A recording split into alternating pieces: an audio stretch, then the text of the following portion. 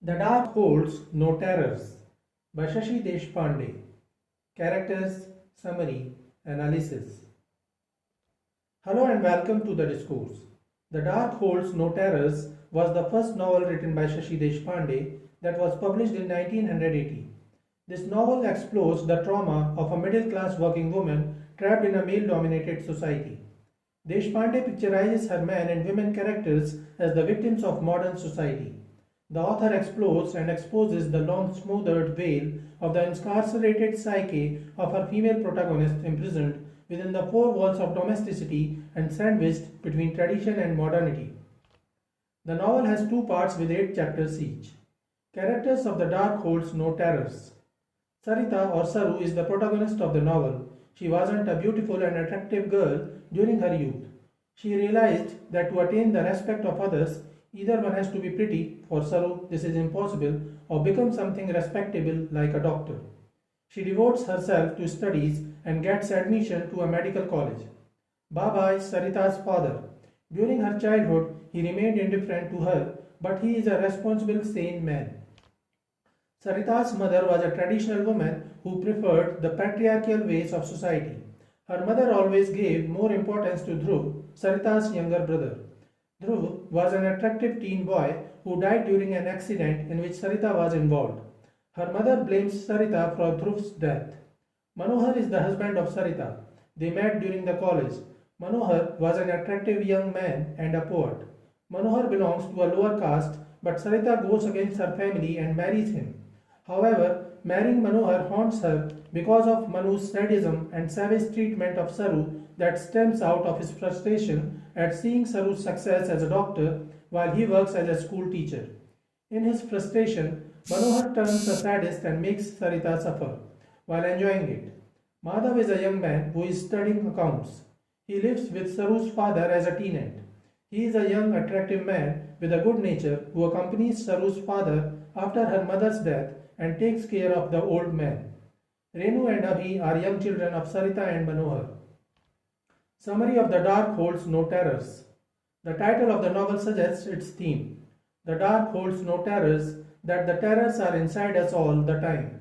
We carry them within us, are like traitors, they spring out when we least expect them to scratch and maul. The novel begins as Sarita knocks at the door of her parental house. She is returning to her father's house after 15 long years of her marriage, during which she never visited her parents. Sarita is a successful, respected doctor working and living in Bombay. She visits her maternal home to see and serve her ill father. She tells herself it is only to check how her father was coping after the death of his wife. There is no personal agenda for this visit. Saru's mother died some time ago. She came to know about her demise through one of her colleagues, Professor Kulkarni, who informed him of her mother's death due to cancer. 15 years ago, before leaving her house and getting married to Manohar, an attractive man belonging to a lower caste she met in her college, she vowed that she would never return to her home. However, now her marriage is on the rocks. She finds her husband an extremely sadist, aggressive person, and it becomes unbearable for her to suffer the humiliation and pain of it. As a recluse, she visits her father's home. Her father opens the door and is surprised at seeing her but shows no emotions. He invites her in and offers her water. Her father still feels so distant and indifferent towards her. The familiar irritation, the familiar exasperation to meet after 15 years and feel only that. Saru thinks. Saru comes to know that her father is not living alone. A young man named Madhav is accompanying him. Madhav is a college student learning account. Saru realizes that he has a good rapport with her father. Madhav reminds her of Dhruv, her younger brother who died in an accident. The way her father tells his name comfortably and with ease leaves her unsettled. He has yet to call her by her name since she walked through this door. She meets Madhav and notices the affection her father seems to have for the boy. She had always believed he was a man incapable of having strong feelings, but now she realizes that all his indifference was a sham or was meant only for her. Saru goes on to try to get her father's attention. She shows him pictures of her children. Her eldest Renu, as Madhav points out, resembles her mother. Saru vehemently disagrees. It scares her that Renu could be like her mother, but somewhere she knows there is a similarity, not in their looks but rather in their personality. The second picture she pulls out is that of her son Abhi. They tiptoe past the fact that he resembles her dead brother Dhruv. Saru spends some days at her father's house, and soon the news that Saru is in town reaches the ears of everyone. People start visiting her, they eagerly seek her professional assistance. Occasionally, her kids write to her. So does Manu. She writes back to the kids. Life seems to be good, yet at her heart, she is disturbed. To her, grief seems to have the ability to stay with you for years, whereas happiness seems more like an illusion.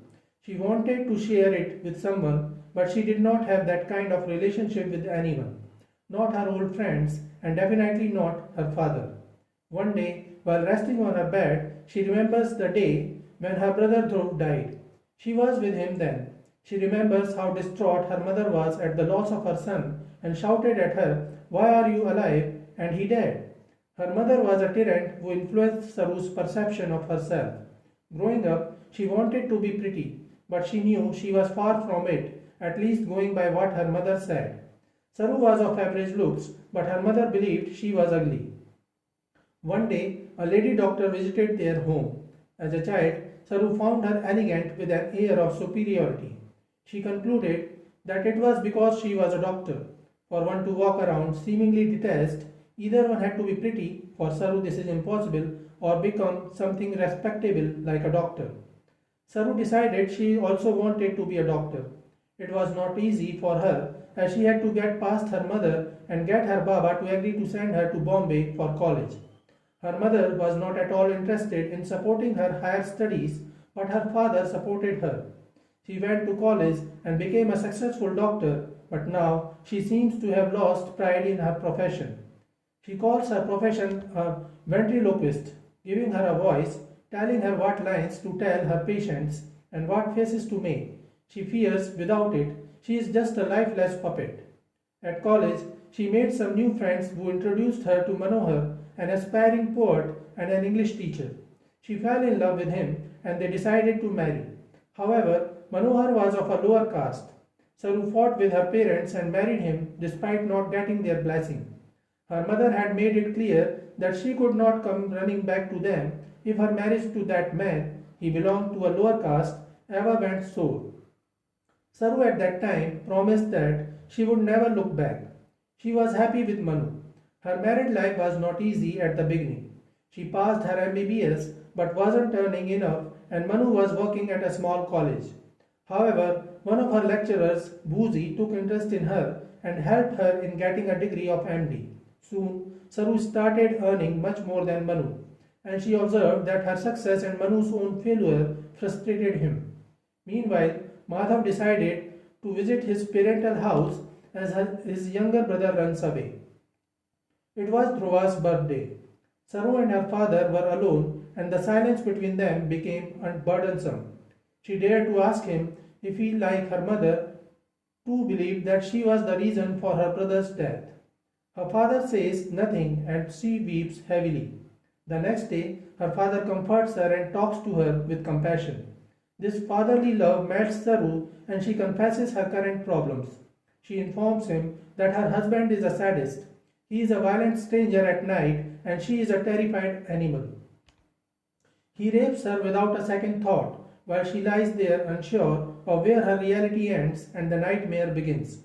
Yet she doesn't say a word to him because the very next morning he always becomes the caring husband he is. She mentions that it has not been like this since the start. After their marriage, they were financially struggling but were a happy couple. After her MD, she continued to gain success as a doctor while Manu pursued MA. Saru mentions a wife should always be a few feet behind her husband. If he is an MA, you should be a BA. If he is 5'4" tall, you shouldn't be more than 5'3" tall. If he is earning 500 rupees, you should never earn more than 499 rupees. That's the only rule to follow if you want a happy marriage. No partnership can ever be equal. It will always be unequal. but take care it is unequal in favor of the husband. If the scales tilt in your favor, God help you, both of you. One day, a girl visited their home to interview the working woman. She interviewed Manu too and asked him, "How does it feel when your wife earns not only the butter but most of the bread as well?" Manu smiled at the question but didn't answer. He had attacked her ruthlessly that night, and she endured, unable to fight against his strength, and she had continued to endure well after that. Saru knows that another reason for Manu's anger is Buji's excessive interest in her. While Saru always respected Buji as her senior colleague and teacher, Buji had an interest in her as a woman. He would often help her during her time of need, offering her loans or helping her get admission to college for her MD. Manu never asked her the reason of Buji's help, but he had his own conclusions.